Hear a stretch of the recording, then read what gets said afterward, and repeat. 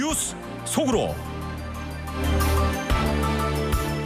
대통령 선거 투표일까지 2달 남짓 남은 가운데 현재 판세는 민주당의 카멜라 해리스 후보가 공화당의 도널드 트럼프 후보를 앞서고 있는 것으로 나오고 있습니다. 각종 여론조사에서도 경합주인 펜실베이니아, 미시간, 위스콘신 그리고 애리조나에서 모두 해리스 후보의 승리 확률이 높은 것으로 발표되고 있습니다. 1984년 이후에 벌어졌던 10차례 대선에서 9번이나 승자를 맞춘 앨런 리크먼 아메리칸대 교수는 자신이 개발한 대권 열쇠 모델을 통해서 카멜라 해리스 후보의 승리를 점쳤다고 합니다. 또 영국의 시사지 이코노미스트도 해리스 후보가 274명 이상의 과반수 선거인단을 확보할 것으로 예상하고 있습니다. 자, 봉화식 기자. 안녕하십니까? 이거 오늘도 또 라디오 코리아는 민주당 편입니까? 이런 또 댓글들이 많이 올라오겠네요. 네. 자, 이 대선 투표일이 정확히 69일이 남았는데 해리스 후보가 도널드 트럼프 후보를 앞섰다라는 여론조사 결과가 속속 나오고 있습니다. 대선 예측 족집게로 알려진 전문가 대부분이 현재 판세에 대해서 민주당인 카말라 해리스 부통령을 점치고 있습니다. 공화당 후보인 도널드 트럼프 전 대통령에게 아주 소폭 앞서고 있는 것으로 나타나고 있는데, 이 같은 추세가 한 달 전만 하더라도 트럼프 대세론이 형성이 됐지만 조 바이든 대통령이 사퇴한 이후에 핀치히터로 등장한 대타 해리스 부통령이 빠른 속도로 치고 올라가는 그런 흐름을 보이고 있습니다. 선거 분석업체인 538에 따르면 어제 기준으로 해리스가 대통령 선거에서 승리하는 경우의 수가 1000가지 가운데 589가지로 승리 확률이 정확히 59%로 나타났습니다. 반면에 트럼프가 승리하는 경우의 수는 400개를 조금 넘었는데요. 538가 지난 2008년 그리고 2012년 대통령 선거 결과를 정확히 예측했던 통계학자 네이트 실버가 만든 사이트인데, 현재는 ABC 방송국 소속으로 되어 있습니다. 그러니까 ABC에서 토론을 안 하겠다는 거 아니에요? 트럼프가. 자, 네. 바이든 대통령 사퇴 이후에 여론 추세를 한번 다시 짚어주시면 좋겠습니다. 조 바이든 대통령이 정확히 지난달 21일 후보직 사퇴를 발표했습니다. 네. 이후에 해리스 부통령 후보 승리 확률이 계속 올라가는 추세인데, 지난달 말에 47%에 그치면서 트럼프의 53%에 뒤처졌던 해리스 후보의 확률이 이번 달 8일 기준으로 처음으로 51대 48로 역전이 됐습니다. 이후에는 격차가 조금씩 벌어지고 있는데, 이 같은 흐름 속에서 경합 지역에서도 이제는 해리스 후보가 앞서고 있는 것으로 나타나고 있습니다.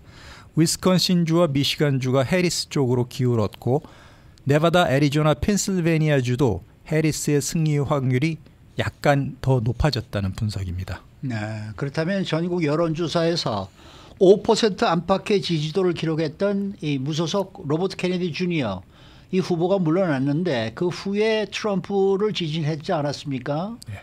그 이후에 판세는 어떻게 지금 나오고 있습니까?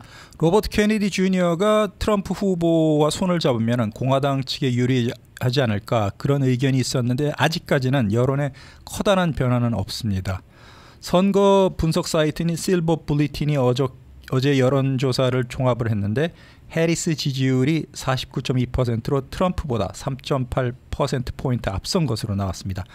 오늘 당장 선거가 실시가 된다면 해리스가 승리할 가능성이 높은데, 앞서서 케네디 주니어의 후보 사퇴에 대해서도 해리스 부통령에게 커다란 악영향을 주지는 않았다. 해리스가 선거인단에서 이길 확률이 현재로서는 과반수 이상인 53%로 나타났다. 이렇게 말을 하고 있습니다. 네, 자, 지난 2016년 대선에서 대부분의 선거 전문가들이 힐러리 클린턴의 압승을 예상을 했었거든요. 그런데 거기에 반해서 아니다, 트럼프가 승리할 것이다, 이렇게 예측을 했던 에모리대 교수 한 분이 계십니다. 앨런 에브로모비치라는 교수가 있는데 이분은 어떤 의견을 내놨나요? 네, 에브로모위츠 교수가 버지니아의 정치센터 선거 분석 사이트와 거기에다 기고를 했습니다. 네. 여기서 현직 바이든 대통령이 6월 말 순 지지율이 마이너스 18%로 낮았지만 미국의 2분기 경제 성장률이 2.8%다. 그리고 민주당 정권이 불과 4년밖에 이어지지 않았다는 점을 고려한다면 이번 대통령 선거 근소하게나마 민주당이 이길 것이다. 이렇게 전망을 했습니다. 민주당이 2.6%포인트 차이로 승리하고 선거인단도 과반인 270명을 훌쩍 넘은 280명 이상을 민주당의 해리스 후보가 확보할 것이다. 이렇게 에브로미위츠 교수가 예상을 했습니다. 그런데 이 미국에는 대선을 예견하는 이 점쟁이들이 상당히 많네요. 네, 여기 또 한 명이 있네. 지난 40년 동안의 10차례 대선에서 2000년 조지 W 부시 승리를 빼고 9차례 결과를 맞췄던 앨런 리크먼 아메리칸대 역사학과 교수. 이분은 의견이 어떻습니까? 네, 이분이 좀 유명한 분인데 자신이 개발한 대권 13가지 열수의 모델을 통해서 해리스가 이길 것이다. 이렇게 점쳤는데요. 그 24년 전에 유일한 이분이 맞추지 못한 케이스가 24년 전 대통령 선거였는데 당시에도 플로리다주 개표를 판사가 중단시키고 전체 투표에서 앞섰던 민주당 앨 고어 후보가 양보를 하면서 공화당 후보였던 조지 W 부시가 아슬아슬하게 이겼는데 이것도 사실은 어쩜 민주당이 이겼다고 봐도 무방한 그런 선거였는데 하여튼 그 이 리크먼 아메리칸대 역사학과 교수 굉장히 족집게 대통령 승자를 마치는 것으로 유명합니다. 네. 이분이 13개 분류한 요소를 보면 중간선거 결과, 대통령 선거 경선, 후보의 현직 여부, 제3의 후보, 단기적인 경제 성과, 장기적인 성과, 주요 정책 변화, 사회적인 불안 요소, 스캔들, 외교적 실패, 현직 카리스마, 도전자의 카리스마 이렇게 13개 항목으로 분류를 했는데 선거 연도에 집권당이 13개 항목 가운데 8개 이상 유리하다고 간주되면 집권당이 이기고 6개 이상 불리하면 패배한다는 것이 리크먼 교수의 모델입니다. 네. 이 13개 항목 중에서 민주당의 해리스 후보가 8개 부문에서 유리하다고 밝혔는데요. 자신의 마지막 최종 예측은 다음 주 노동절 연휴 그리고 9월 10일 첫 번째 TV 소론 사이에 최종적인 결과를 발표하겠다. 이렇게 리크먼 교수가 말했습니다. 네. 자, 그리고 그러면은 또 주요 언론들이 또 예측하는 게 있잖아요. 그 예측 모델은 어떻습니까? 물론 메이저 언론에 중점을 둔 보도이기는 하지만 대부분 일제히 해리스 후보가 근소한 우위를 점하고 있다. 이렇게 평가했습니다. 정치 매체 더 힐은 해리스 승리 확률이 어제 날짜 기준으로 56%라고 밝혔고요. 그 이유에 대해서 바이든 후보 사퇴 직후에 트럼프의 승리 확률이 56%였는데 이 흐름이 바뀌고 있다고 전했습니다. 그리고 영국의 시사지 이코노미스트 역시 해리스와 트럼프의 승리 확률이 50% 안팎으로 비슷하지만 결국에는 해리스가 선거인단 264명 이상을 확보할 것이다. 이렇게 영국 시사지도 예상을 했습니다. 지난 50년 동안에 이 노스캐롤라이나주는 공화당 강세 지역으로 분류가 됐었는데 이 지역이 뭐 접전 지역이 됐다 이런 또 보도가 나오더라고요. 네, 악시오스에 따르면은 무당파 성향 그 쿡 정치 보고서가 당초에 공화당 우세로 분류했는데 이 노스캐롤라이나주가 이제는 경합지로 바뀌었다는 것입니다. 바이든 대통령은 노스캐롤라이나주에서 트럼프 후보보다 상당한 약세를 보였는데 이 노스캐롤라이나주가 지금은 어느 때보다 민주당과 공화당 후보의 경쟁이 치열해졌다. 이렇게 바뀌었다는 것입니다. 이 노스캐롤라이나주는 타르힐이라는 애칭이 있는데 남북전쟁 때 그 구두 뒤축에 타르, 송진가루가 묻었다. 이런 아주 보수적인 주의입니다. 노예제를 찬성했었죠. 네. 공화당 성향이 굉장히 강했는데 1978년도 민주당의 지미 카터 이후에 민주당이 승리한 적은 2008년도 버락 오바마 후보밖에 없었습니다.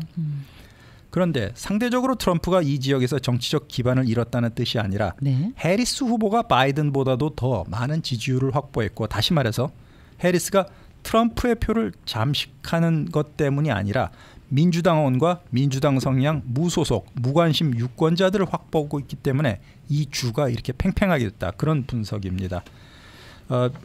해리스 부통령이 지금 노스캐롤라이나 주에서 트럼프보다 1%가량 아슬아슬하게 앞선 것으로 나타났는데 노스캐롤라이나 주립대학의 정치학 교수인 스티븐 그린 박사의 뉴스위크 기고에 따르면 해리스가 이곳에서 노스캐롤라이나에서 져도 대통령 선거에서는 이길 가능성이 크지만 트럼프 후보의 경우에는 만약 이 노스캐롤라이나의 주를 놓치면 대선에서 질 것이다. 이렇게 짐작했습니다. 네. 자, 이런 가운데요. 카멀라 해리스 후보가요. 초고소득자의 세금을 인상하겠다. 이런 걸 추진하면서 그 고소득자들이 지금 눈살을 찌푸리고 있다라는 소식입니다. 네, 아주 굉장한 부유층을 대상으로 보유 주식 상승에 따른 아직 실현되지도 않은 자본 이득에도 세금을 부과하겠다. 이렇게 공약으로 내걸어서 논란을 일으키고 있습니다.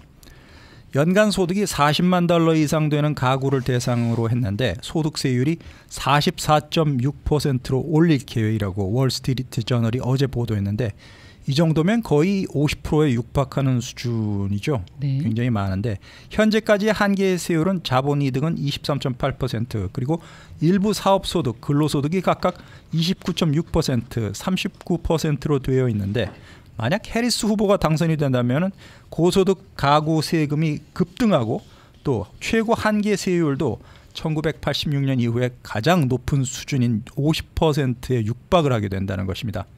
한계 세율이란 말이 초과 이익분에 대해서 세금으로 내야 되는 비율을 뜻하는데요. 이 트럼프 후보와 해리스가 마련한 연방정부 세입 규모는 앞으로 10년 동안 63조 달러로 두 사람이 큰 차이가 없습니다. 그렇지만 세금을 걷는 계획은 상당히 다른데요.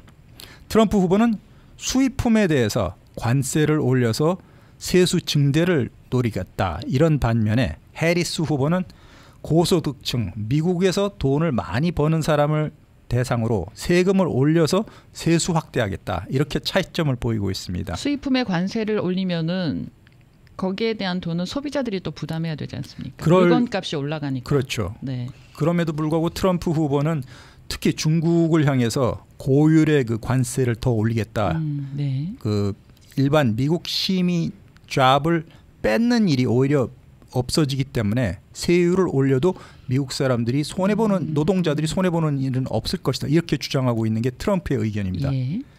그리고 해리스 후보는 또 순자산이 1억 달러 이상인 억만장자를 대상으로 25%의 세율을 또 적용하겠다고 말했습니다.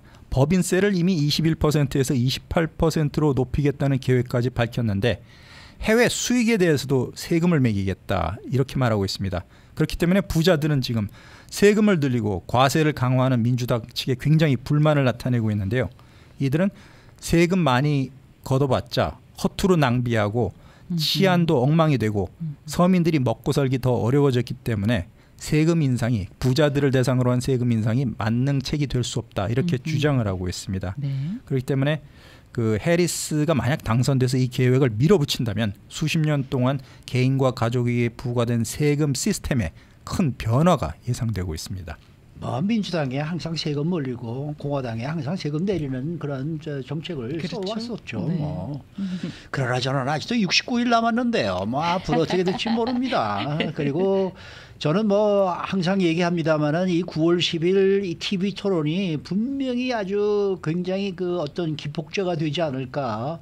그러니까 좀 트럼프 쪽으로서는 반등할 수 있는 계기가 될 수 있을 것이고 민주당 쪽에서는 과연 어떤 식의 토론을 벌여서 더 여론을 좀 더 이렇게 끌어모을 수 있을까 여러 가지 그 얘기들이 있을 텐데 정말 아주 흥미진진하게 지금 기다려지고 있습니다. 네, 화요일 9월 10일 토론 아주 결정적인 분수령이 될 것 같습니다. 그리고 내일 또 CNN에서 또 인터뷰를 한다 그러니까 CNN이야 또 좀 민주당 쪽 봐주기로 또 유명한 그러한 방송국이니까 모르겠습니다만은 어쨌든 기다려 봐야죠.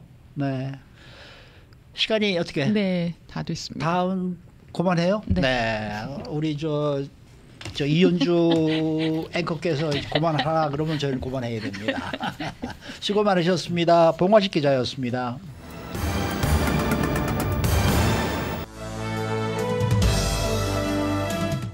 인사이드 아메리카.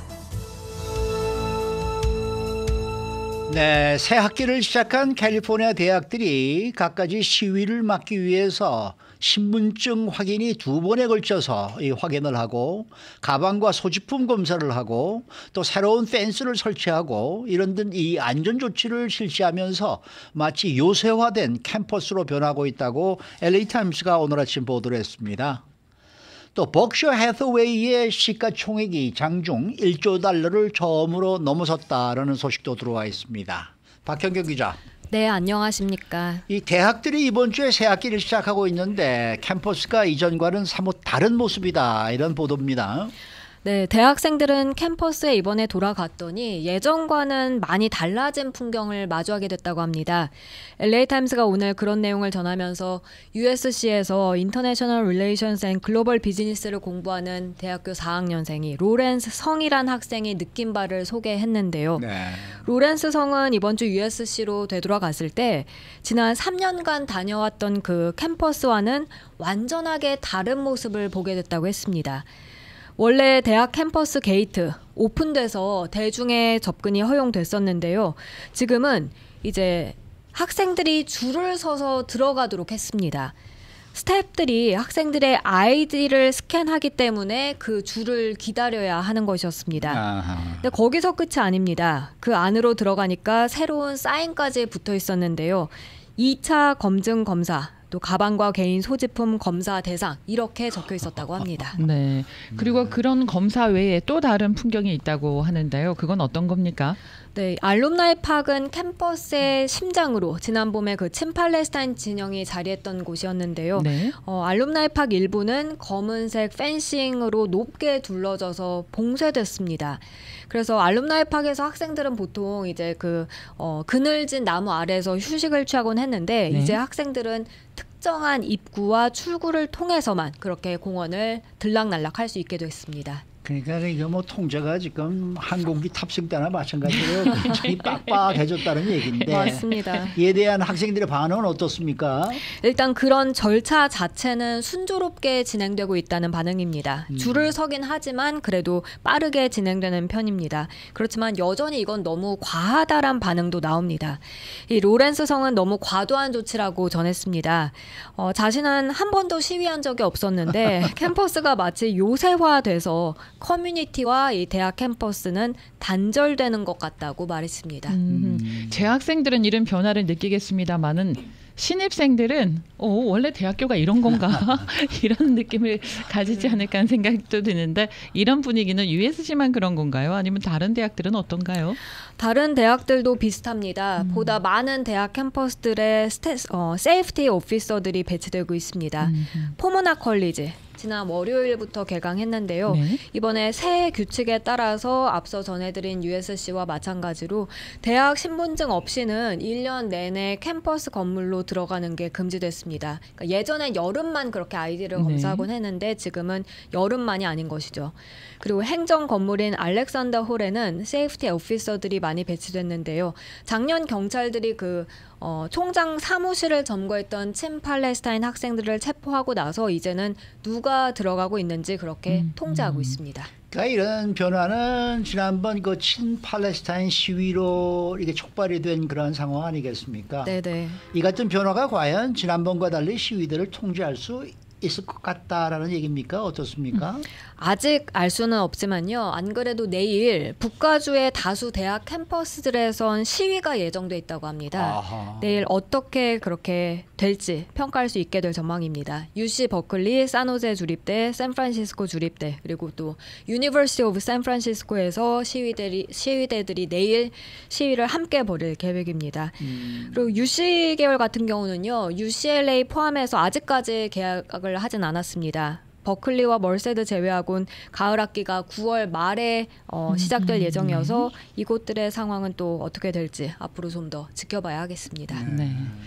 자, 다음 소식입니다. 버크셔 해서웨이의 시가총액이 장중 무려 1조 달러를 넘어섰다라는 소식입니다. 네, 오마하의 현인으로 불리는 이 워렌 버핏이 이끄는 네. 버크셔 해서웨이의 시가총액이 오늘 장중 1조 달러를 넘어섰다 이렇게 CNBC 등 다수의 경제 매체들이 전하고 있습니다.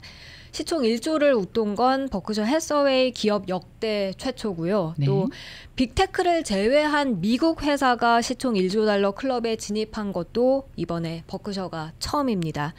오늘 뉴욕 증시에서 오전 장중 버크셔 주가는 전장 대비 1%대 상승세 나타냈습니다. 올해 들어서만 봤을 때 28% 넘게 올라갔는데요. 시장 대표 지수라고 할 수 있는 S&P 500 지수 상승률이 18%였습니다. 그런데 버크셔는 28%, 이걸 훨씬 크게 웃돈 겁니다. 지난번에 버크셔 해서웨이가 애플 주식 가지고 굉장히 많이 가지고 있었는데 반 이상을 팔았다라는 얘기가 네. 나왔었는데 정말 그 애플 주식을 판다는 것도 굉장히 그 뭐랄까 힘든 결정이었을 텐데 그런 걸 거침없이 하는 거 보면 이분도 대단한 사람이에요. 맞습니다. 네. 이 정말 버크셔 해서웨이는 너무나 잘 알려진 기업입니다만은 과연 어떤 기업인지 다시 한번 짚어볼까요? 네, 네브라스카 오마하에 본사를 둔 버크셔 해서웨이, 보험업을 중심으로 에너지, 철도, 제조업, 금융업, 그리고 소비재 브랜드 이런 자회사로 거느린 복합 기업입니다. 애플 지분을 상당액 보유한 것 제외하면 투자와 사업 영역 대부분이 구 경제를 대변한다 하는데요. 이건 사업 내용을 이해할 수 있는 훌륭한 기업을 내재 가치보다 좀 싼 가격에 사들여서 장기간 보유하는 그런 버핏 회장의 가치 투자 철학과 맞물린 결과라고 월가에서 보고 있습니다. 네, 버크셔 해서웨이 워렌 버핏 회장이요 예전에 이런 말을 했었어요. 내 비서가 나보다 세금을 더 많이 낸다. 그래서 돈을 많이 갖고 있는 능력 있는 사람들은 세금을 더 많이 내야 된다. 이런 주장을 했었거든요. 그래서 민주당이 아주 좋은 호응을 얻었었는데 그 생각이 아직도 계속 갖고 계시는지 궁금하기도 합니다. 자, 오늘 뉴욕 증권시장에서 또 주목받고 있는 종목이 있다고 하는데요. 어떤 종목인가요? 엔비디아입니다. AI 칩 선두주자 네. 엔비디아. 실적 발표를 앞두고 있는데요. 네. 지금은 현재 3% 하락 중입니다. LA 시간 오늘 오전 8시 35분 기준 엔비디아 주가 어제보다 3.41% 내린 123달러 92센트에 거래되고 있었습니다. 오늘 사실 출발은 약 보합권에서 시작됐는데 실적 발표 시간이 다가오면서 하락폭은 좀 커지는 그런 모양새입니다. 오늘 엔비디아 주식 가격이 안 좋게 나오면은 아마 또 주식 가격들이 또 폭락하지 않을까 이런 생각이 좀 들기도 하는데 말이에요. 맞습니다. 이런 하락은 어떤 해석으로 풀이가 되는 거예요? 호실적에 대한 기대감이 큰 가운데 경계심이 작용했다 이런 분석이 나오고 있습니다. 어제 엔비디아 주가 1.4% 상승 마감했는데요. 그 후에 지금 이렇게 3% 이상 떨어지고 있고요. 엔비디아는 오늘 장 마감 후에 2분기 실적을 발표하게 되는데 엔비디아 자체 2분기 매출 예상치는 280억 달러였습니다. 월가는 엔비디아 매출을 287억 달러로 기대하고 있고요. 그런데 엔비디아 실적에 대한 경계심이 지금 작용하면서 시가총액 1위 애플, 마이크로소프트, 테슬라 이런 매그니피센트 7 종목 주가도 지금 모두 1% 안팎의 내림세 보이고 있습니다. 네, 수고 많으셨습니다. 감사합니다. 박현경 기자였습니다.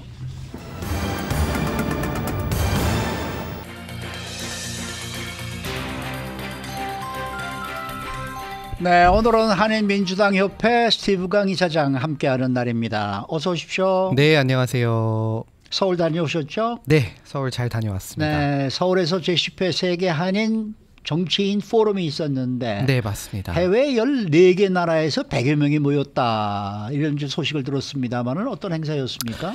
네, 매년마다 이제 서울이나 아니면 다른 국가에서 약 100여 명의 한국계 정치인이죠. 이제 네. 코리안 아메리칸뿐만 아니라 뭐 중국, 뭐 유럽, 뭐 남미 등등 한국계 정치인들을 이제 서울의 한 자리에서 모여서 각 네트워킹 행사도 하고 서로의 이제 받은 여러 레슨이나 이런 가지 이제 소통할 수 있는 이런 자리를 마련하는 그 자리인데요.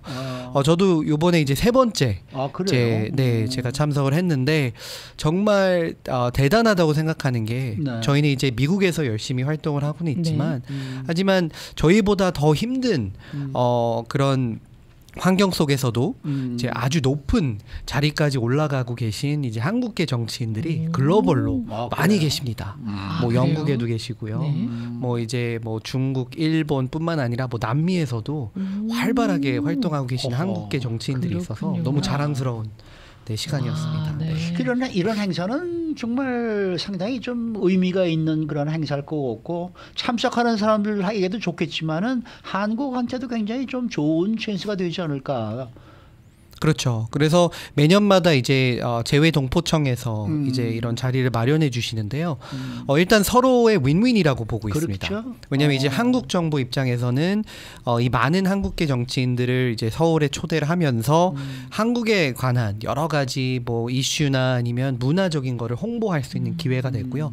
또 이런 한국계 정치인들은 오랜만에 또 모국을 방문을 해서 그동안에 이제 그 한국이 얼마 정도 이렇게 발전을 했는지도 직접 체험을 할 수 있고 그렇죠. 또는 다른 한국계 정치인들과 네트워킹을 통해서 이런 그 정말 글로벌 코리안 커뮤니티를 이제 그 활성화시킬 수 있는 이런 찬스가 있기 때문에 이번에도 너무 좋았고요.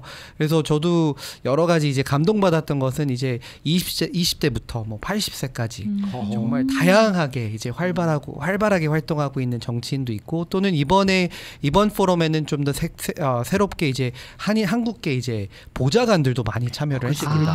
네, 맞습니다. 참 좋은 일인 것 같아요. 그래서 이제 이런 보좌관들이 이제 차기 이제 정치인들이기 그렇죠. 때문에 그렇죠. 이런 그 젊은 보좌관들을 또 초대해서 또 보좌관들에 만한 또 네트워킹 자리를 해서 굉장히 좀 의미 있는 자리였습니다. 네. 네. 제가 뭐 좀 살짝 여쭤봅니다만은 이 익스펜스는 다 지불이 되나요? 한국 정부에서 주나요? 한국 정부에서 이제 대부분이 이제 커버가 되고요. 그러니까 항공료도 그렇고 숙박료도 그렇고. 그렇죠. 그거 잘하는 건데요. 그러면은 이번에 특별히 와, 저 부분은 내가 정말 본받아야 되겠다. 저건 내 걸로 만들어야 되겠다. 이런 거 혹시 느낀 거 있으면 나눠주시면 좋겠어요. 저는 요번에 이제 특별히 이제 호주에서 최연소로 이제 시의원으로 당선된 그 네. 여성 한국계 정치인이 있는데요. 한 지금 한 2살, 3살, 네, 네. 굉장히 젊습니다. 네, 네. 풀타임 거기도 이제 시의원직에 당선이 됐는데 예. 그 친구 에밀리라는 이름이 가진 친구인데 그 정치인의 그 스피치와 그 물론 이제 젊지만 당선되게 된 계기 뭐 여러 가지 이런 거를 들었을 때 너무나 큰 감동을 받았고요. 또 많은 또 그 챌린지도 저를 받았습니다. 그래서 와 이렇게 젊고 한인 커뮤니티가 미국에 비해서 많이 작지만 호주인 나라에서도 이렇게 풀타임 시의원으로서 이렇게 젊은 나이에 당선이 돼서 활동할 수 있구나라는 좀 뜻깊은 네, 그런 만남을 젊은이는 가졌습니다. 재미 한인회 쪽에서도 한번 초청을 해도 좋을 것 같네요. 그러니까요. 그러네요. 네, 네. 너무나 많은 얘기를 좀 들어보고 말이죠. 맞습니다. 너무나 자랑스러운 어허. 시간이었습니다. 이번에 3번째 행사 이제 참여하시는 건데요. 첫 번째와 지금 3번째 혹시 다른 점이 있을까요? 이제 북미에서 이번에 놀랍게도 이제 북미에서 몇 년간 사이에 폭발적인 이런 정치력 신장에 업그레이드된 부분이 있었습니다. 그래서 이번에도 사실 뭐 14개국에서 참여를 했지만 한 60% 이상이 북미 출신이었습니다. 네. 뭐 뉴저지부터 시작해서 캘리포니아까지 정말 다양한 로컬 정치인들이 참여를 했는데 한 가지 아쉬웠다는 것은 이제 미국 민주당 전당대회랑 겹쳤죠. 네, 그래서 이제 뭐 빅네임은 참석하지는 못했지만 그래도 정말 다양한 분들이 또 참여를 했고 특히 이제 북미에서 이런 정치력 신장에 이제 계속 지속적인 이제 발전이 이어나가고 있다라는 것을 볼 수가 있었습니다. 네. 자, 정말 아까 잠시 전에 말씀하셨습니다마는 서울에 계시는 동안에 민주당 전당대회가 여기서 아주 성공적으로 막을 내렸다 이런 소식을 들으셨을 텐데 어땠어요? 거기서 들으실 때 기분이 좀 괜찮았죠? 네, 저도 물론 서울에 있었지만 너무나 자랑스러웠고요. 한 가지는 개인적으로 좀 아쉬움은 있었습니다.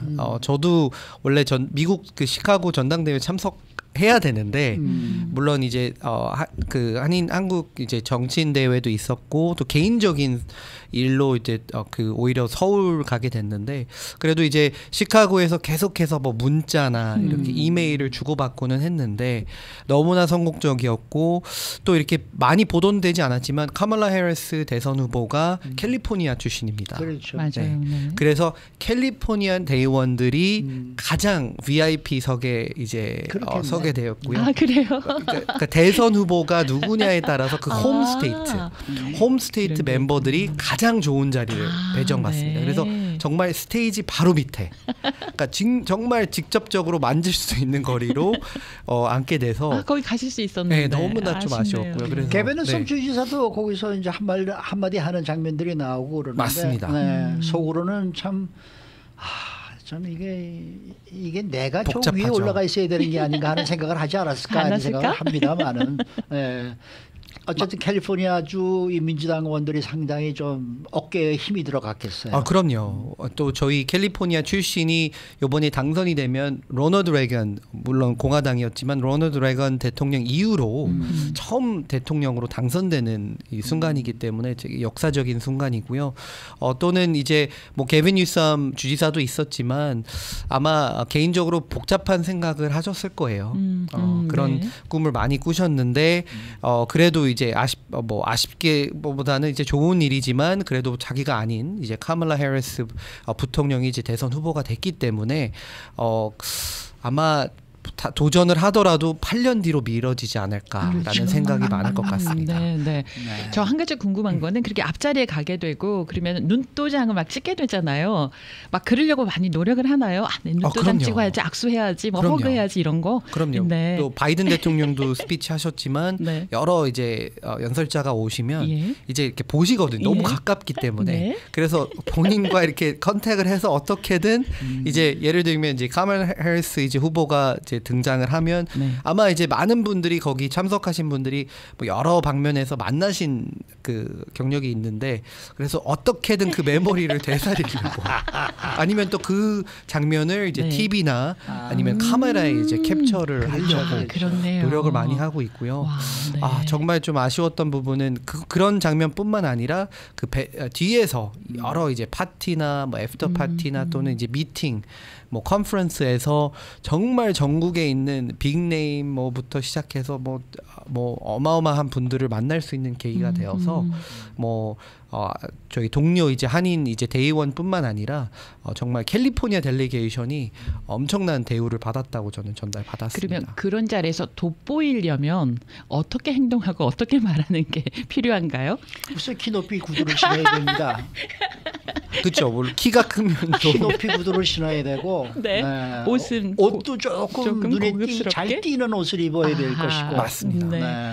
그런 게 그래서 중요하네요. 티셔츠에 좀 많은 신경을 썼어요. 이렇게 일반 그냥 뭐 딱 스타일리시한 정장뿐만 아니라 네. 뭐 안에 오히려 차라리 그 와이셔츠보다는 뭐 여기에 뭐 특별한 이제 문구가 있다든지 문구가 생긴 티셔츠 같은 거 뭐 다이아를 박은 티셔츠든지 네네 카멀라 해리스 그래서 오히려 네. 이제 카멀라 해리스 for Korean American for 카멀라 해리스라는 그런 그룹이 만들어졌지만 그게 이제 한국어로 된 문구도 큰 히트를 쳤다고 알고 있습니다. 그래요? 네. 오호. 그래서 그거를 이제 재해석하는 것보다는 네. 그냥 한국어로 코리안 아메리칸스 for 카멀라 해리스라는 그 티셔츠나 이런 배너들을 저희 그룹에서 만들어서 사용을 했는데 그게 굉장히 좀 많은 히트를 했다고 들었습니다. 네. 지금 그 카멀라 해리스 민주당 대선 후보 뭐 안정적인 캠페인을 펼치고 있다. 그다음에 지금 현재로서는 뭐 지금 상승세를 타면서 트럼프 후보보다 좀 지지세가 더 높다. 뭐 이런 얘기들이 지금 나오고 있습니다만은 뭐 내일로 지금 저 CNN과의 인터뷰는 예정이 돼 있습니다만은 아직까지는 뭐 좀 이렇게 좀 피하는 것 같다. 그런 얘기가 나오고 또 과연 이 TV 토론을 할 때 제대로 할 것인가라는 이제 뭐 좀 이런 이제 걱정을 하는 목소리도 좀 있는 것 같아요. 어떻게 보세요? 그렇죠. 좋은 부분을 지적해 주셨는데요. 제가 민주당이라서 그런 것보다는 민주당, 공화당 뭐 상관없이 이건 다 전략 게임입니다. 이제 미국의 대선에 승리를 하려면 270이라는 그 매직 넘버 선거인단 표를 확보를 해야 되고 그러려면 지금 뭐 2달 채도 남지 않았는데 굉장히 조심한 그 실수가 없이 이제 11월 달까지 가야 됩니다. 그러려면 최대한 카멀라 해리스 입장에서는 뭐 이런 미디어 인터뷰도 중요하지만 지금 돌풍 상승세로 이어가고 있는 그 현장 위치에서 굳이 뭐 인터뷰를 많이 트럼프 전 대통령처럼 인터뷰를 많이 해서 거기서 뭐 잘못된 뭐 실수나 뭐 정책이 나오면 이 모멘텀이 바로 꺾이거든요. 그렇기 때문에 이거는 전략 게임이고요. 그래서 이거에 대한 지적을 많이 받고 있는데 반대로 몇 달 전만 해도 트럼프 전 대통령이 상승세를 이어갔을 때는 뭐 바이든 대통령 쪽에서는 왜 인터뷰를 안 하냐, 뭐 토론회 더 많이 하자, 뭐 이렇게 많이 했지만 이제 그거를 이제 리젝트를 했거든요. 그러니까 똑같이 지금 180도로 바뀐 상태에서는 트럼프 전 대통령 캠프에서는 당연히 이제 카멀라 해리스 대선 후보가 더 많은 인터뷰를 통해서 이제 노출이 돼야 된다라고 주장을 하고 있는데 다 이거 그 전략적인 게임이라고 저는 보고 있습니다. 그런데요. 민주당 전당대회를 할 때 오바마 전 대통령의 연설, 오프라 윈프리의 연설, 그리고 또 그 카말라 해리스 후보의 후보 수락 연설이 있었단 말입니다. 그런데 이게 뭔가 연설이 이게 쨍하고 가슴이 확 와닿거나 그러지는 않았어요. 차라리 오프라 윈프리가 연설 잘하네, 아주 쉽게 잘 설명하면서 확 끌어당기네, 이런 느낌이 있었거든요. 그런데 좀 약했어요. 그 약한 모습을 좀 보면서 저러다가 토론에서 밀리면 어떡하지, 이런 걱정이 살짝 들더라고요. 그래서 제가 알기로도 지금 디베이트 토론회의 준비를 많이 하고 있다고 저는 들었고요. 바이든 대통령도 준비 많이 했어요. 그렇죠. 밀렸단 말입니다. 그렇죠. 그런 레슨을 받았기 때문에 예. 더욱더 신중하게 그 준비를 하고 있다고 저는 알고 있고요. 네. 물론 이제 내일 뭐 CNN 뭐 인터뷰도 있고 앞으로 더 많은 인터뷰도 할 예정이지만 그런 데서 지금까지 보여줬던 그런 안정적인 물론 전당대회에서 많은 분들이 그러셨어요. 뭐 오바마 전 대통령, 뭐 힐러리 클린턴 전 후보, 뭐 이런 분들에 비해서 카멀라 해리스 대선 후보의 스피치가 물론 좋았는데 막 뭐 마음에 울림이 없었다 이런 코멘트를 많이 받았는데 예. 뭐 4년 전에 사실 뭐 조 바이든 그 당시 대통령 후보의 스피치도 막 그렇게 뭐 쨍하지는 않았습니다. 그렇지만 그 사람은 경력과 관록이 있었잖아요. 물론 그렇죠. 하지만 제가 봤을 때는 이번에 이제 카멀라 해리스 후보는 안정적인 확실히 이제 젊고 그런 패기는 보여줬다라고 저는 보고 있고요. 그리고 다른 분들이 뭐 오프라 윈프리나 뭐 오바마 전 대통령 이런 분들이 워낙 잘 이제 라인업을 해주셨기 때문에 제가 들었을 때는 좀 그동안 캠페인을 많이 하셔서 그런지 목소리도 좀 쉬셨고 좀 힘들어 보이는 부분도 있었지만 그래도 굉장히 안정적인 그리고 중요한 그 포인트들은 다 이제 커버해 주셨다라고 저는 보고 있고요. 그래서 한 가지 또 지금 보도가 안 되고 있는 내용 중 하나가 이제 몇 주 있으면 추석 아닙니까? 네. 처음으로 이제 미국 백악관에서 추석 행사를 지금 준비하고 있습니다. 네, 그래서 그 옥리 코리안 아메리칸 커뮤니티를 위한 이 추석 행사가 이제 바이든 대통령과 카멀라 해리스 부통령이 개최를 하게 돼서 왜요? 이제 왜 하는 거예요? 그만큼 코리안 아메리칸 커뮤니티의 그 상징성, 중요성, 그렇죠, 중요성을 알고 있기 때문에 아마 많은 이제 코리안 아메리칸 리더들이 이제 초대가 돼서 이제 몇 주 뒤에 할 텐데 이러한 부분을 봤을 때는 확실히 이제 그 지금 정권이 또는 이제 카멀라 해리스 당선이 되면 이제 새로운 정권이 우리 코리안 아메리칸 커뮤니티와 더욱더 이제 그 연결고리 좀 스트롱한 연결고리를 만들 수 있다라는 기대도 상당히 있습니다. 근데 말이죠. 이 카멀라 해리스 후보가 그 후보 수락 연설을 제가 들어보았을 때 뭐 여러 가지 뭐 얘기를 하면서 다들 긍정적인 그런 얘기들 이제 반응들을 보이긴 했습니다만은 저는 솔직히 어떤 정책이라든지 이런 거에 대한 그 어떤 포인트가 없어서 조금 실망을 했었어요. 또 한 가지 걱정이 되는 게 저분이 사실 부통령으로 있으면서 어떤 정책에 관한 4년 동안에 무슨 어떤 자기 목소리를 내본 적이 없는 분인데 정말 저 사람이 대통령이 됐을 때 이 전 세계의 가장 대국이라는 미국을 이끌고 갈 수 있는 정말 그런 파워, 정치력 이런 것을 진심으로 가지고 있는 분이냐. 이게 지금 좀 걱정이란 말이에요. 그러니까 뭐 대강 무슨 뭐 어떤 뭐 캘리포니아 주지사도 상당히 정말 막강한 파워를 가지고 있는 그러한 이제 직책인 건 틀림이 없습니다만은 한 나라를 이끄는 대통령감으로 과연 저분이 자기 능력을 발휘할 수 있을까? 이런 데 대한 지금 저 걱정을 하는 사람들이 많단 말이에요. 영국의 대처 수상 같은 그런 분위기가 좀 나왔으면 좋겠는데요. 그래서 이런 그런 분들은 뭔가 저 아까도 얘기했습니다만 경력이라든지 관록이라든지 이런 게 있어 왔는데 사실 해리스 지금 후보는 그런 게 없지 않습니까? 뭐 기껏 해봐야 검사였고 한 주의 검사장 그다음에 상원의원을 좀 했고 그쵸? 네. 그 정도밖에 부통령까지 없단 했죠. 말이에요. 네. 이게 과연 될까? 그러니까 그래서 이게 전략이라고 보고요. 앞으로 이제 토론회에서 더 많은 것을 보여줄 그래서 것이라고 이게 저는 기대하고 굉장히 좀 있습니다. 우리가 좀 정말 정신을 차리고 들어봐야 하고 봐야 할 시청을 해야 될 그런 저 토론회가 아닌가 이런 생각이 든단 맞습니다. 말이에요. 말씀 잘 안 하시네. 시간이 다 되신 걸 알고서요. 아, 그래요? 지금 네. 말씀 안 하시고 계시다고 생각을 합니다. 네. 네. 어쨌든 뭐 내일 CNN의 어떤 인터뷰가 과연 내용이 어떨지 한번 이거부터 우리가 한번 기대를 해보고 네. 알겠습니다. 끝나고 나서 또 모시겠습니다. 또 네, 모시도록 감사합니다. 하겠습니다. 오늘 수고 많으셨어요. 네, 감사합니다. 네, 한일민 민주당 협회 스티브 강희 차장 함께했습니다.